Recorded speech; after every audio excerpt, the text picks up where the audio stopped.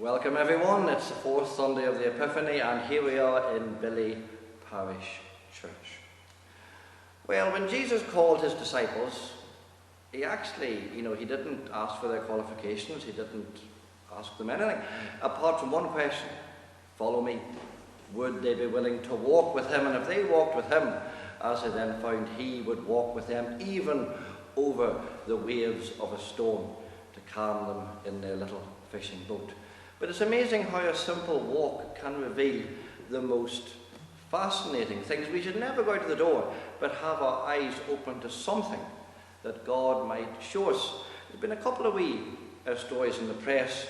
One from last November, when a fella called Archie Thomas was out for a walk in the Nadder Valley in Wiltshire. And it's a walk he'd done many times, and he saw a tree. And he saw some apples on the tree, and he looked at the apples and he said, I've never seen an apple like that before. Just one old apple tree in the middle of a hedge. And so, with a little bit of help from the Royal Horticultural Society, they discovered a new variety of apple, utterly unknown, growing in that ancient 100-year-old tree. So, Mr. Thomas now gets to propagate and name that apple. He hasn't, I think, named it yet. And wonderful. A hidden secret, an open view, something that nobody ever knew about before. You just have to look. So Mr. Thomas has joined a small and select group of people who have discovered something entirely new in our natural world. What might be growing in a hedgerow near us? So yes, keep your eyes open. Absolutely. And also, from last November, a hurricane has uncovered a shipwreck beneath a Florida beach of a boat that hadn't been seen for over a century. So, about the same age as that apple tree.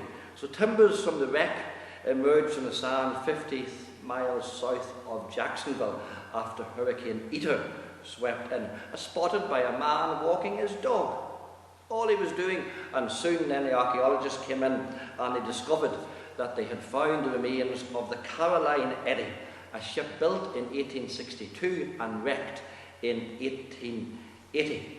And apparently she went ashore during a hurricane in August the 28th, 1880. But the crew were all saved, having spent 2 days and 1 night clinging to the rigging in distress. Then the wreck was then pushed into the shore, where it just got buried and buried under the sand. But then along comes Hurricane Eta and digs out the sand. And so the archaeologists were in a sort of a rescue excavation mode, saying that they didn't really want to expose the wreck too much more in case it became damaged. They want to record as much as they can, but they actually hoped Mother Nature would come and bury it again, so it would be preserved, and the timbers could stay preserved under the sand for another 150 years. So there you go. Isn't it amazing again what a simple walk on the beach might reveal what indeed has the tide brought in? Always worth a wee look. Well, if we're thinking about walking with God, I have to think of William Cowper's hymn, "Oh, for a closer walk with God, a calm and heavenly frame, a light to shine upon the road that leads me to the Lamb. The dearest idol I have known, whatever that idol be, help me to tear it from thy throne and worship only thee. So shall my walk be close with God, calm and serene my frame, so pure a light shall mark the road that leads me to the Lamb." Beautiful words, a wonderful hymn, but William Cowper's life was in fact one of great tragedy, and indeed you could almost say of shipwreck. God made him to walk very much in the valley of the shadows, and indeed the tempests of his life were quite terrible. He suffered from terrible depression. He attempted to kill himself more than once. He couldn't work.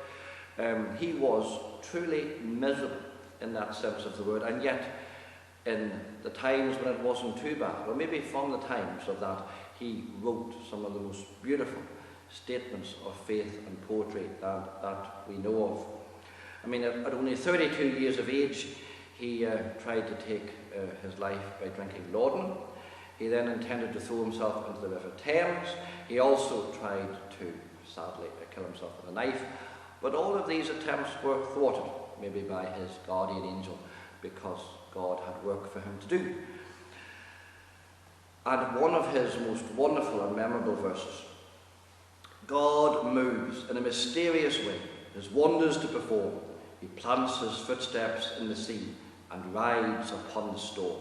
Deep in unfathomable mines of never-failing skill, he treasures up his bright designs and works his sovereign will.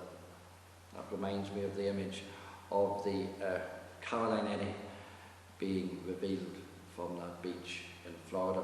Somebody thinking of Cooper's life, and I suppose he wouldn't have wrote those great statements of faith without those terrible periods of doubt that he went through, rather described his life as being as in a naval dockyard where they were building boats, and you see a keel of a ship being laid up and built. You don't know what sort of ship it'll be. It could be a passenger liner, it could be a cargo boat, it could be a pleasure boat, it could be a warship. We don't know. We don't know what the boat will be until it's actually finished and sailed and launched onto the water. I suppose the parable being that it's only when the ship is finished and launched to do its work that we'll know if it is fit to do its work. And so only God can see the completion and the end of our lives. Even though we are forced to walk in darkness, or we are sorely tempted by tempest and storm, only God can see where we're meant to be. And as I think maybe a very famous philosopher said, we live life forwards, but we can only understand it backwards. And only God has the perspective to put our lives exactly where we need to be. So, what is hidden might be found. What is hidden is waiting to be found. And as Jesus said, seek and ye shall find.